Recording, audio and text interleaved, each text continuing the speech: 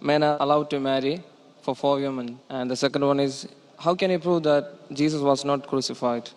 Brother, there's two questions. Brother, are you a Christian? I am. Brother, there's two questions.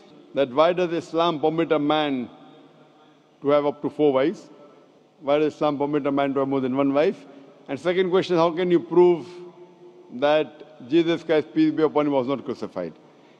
That Quran is the only religious book on the face of the earth which says marry only one. You read the Bible, you read the Ramayana, you read the Mahabharata, you read the Veda. No religious book on the face of the earth says marry only one besides the Quran.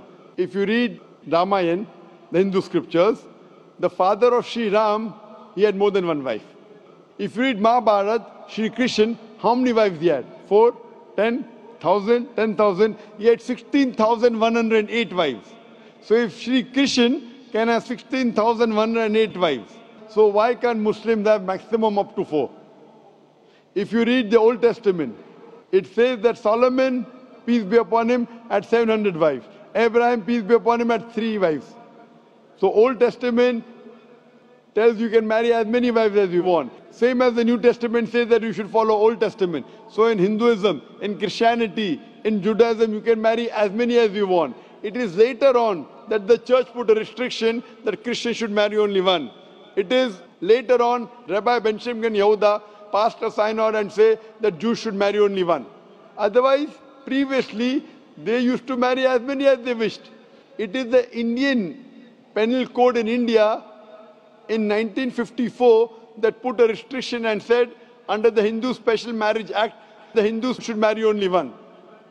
But the scriptures put no restrictions. Let's analyze what does the Quran say. Quran says in Surah Nisa chapter 4 verse number 3, marry women of your choice in 2s, 3s or 4s, but if you can't do justice, marry only one. This statement, if you can't do justice, marry only one, is only given in the Quran and no other religious scriptures. Let us analyze why does Quran give permission for the Muslim men to marry more than one woman, maximum 4. The reason is that by nature, male and female are born in equal proportion. But if you ask any pediatrician, he will tell you, the doctor of the children, that the female child is stronger than the male child in fighting germs and diseases. So you have more deaths among the male children as compared to female children. So in pediatric age itself, the females are more than the males. As life goes on, there is death due to wars, due to alcoholism, due to drug addiction, due to accident. In all these cases, more men are dying as compared to females. So today in the world, there are more females as compared to males. In few countries, like India and China, the female population is less than the male population because of female feticide and female infanticide. In India, according to a BBC report, every day more than 1,000 fetuses are being aborted after they are identified as females.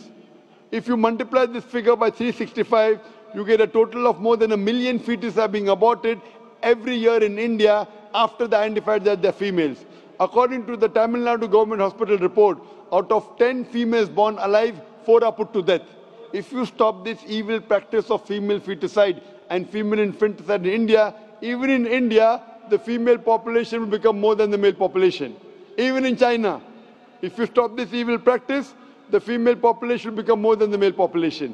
Today, if you analyze, in USA alone, there are 4.7 million females more than males. In UK alone, there are 1.2 million females more than males. In Germany alone, there are 1.6 million females more than males. In Russia alone, there are 10.6 million females more than males. And God alone knows that how many females are more than males throughout the world. If I agree with you that one man should only marry one woman, and suppose your sister happens to live in America, or suppose my sister happens to live in USA, and the market is saturated, every man has found a wife for himself, yet there will be 4.7 million females who will not find life partner. And if your sister happens to be one of them, or if my sister happens to be one of the 4.7 million females who have not found a life partner for themselves, the only option for them is that she either marries a man who already has a wife or becomes public property. Public property, such a harsh word. It is the most sophisticated word I can use. I cannot use a better word. You know, in America, today the statistics tell us, on average, a man has 8 different sexual partners before he settles down with one. Having mistresses in US is very common. 5, 10, 20, 30, no problem. Having more than one legal wife, it doesn't go down their throat. When a woman is a mistress, she doesn't get her rights. She is dishonored. She is not treated well. In Islam, when a woman becomes the second wife, she gets the honor, she gets the right, she's treated well. Any modest woman, if you ask her, that would you prefer being a second wife of a man who's already married or become public property, they would opt for the first. So Islam has given permission for some men to have more than one wife to protect the modesty of the woman. Coming to your second question. Is it allowed for ladies to marry 4 men? Brother, you're asking counter question, the time is limited.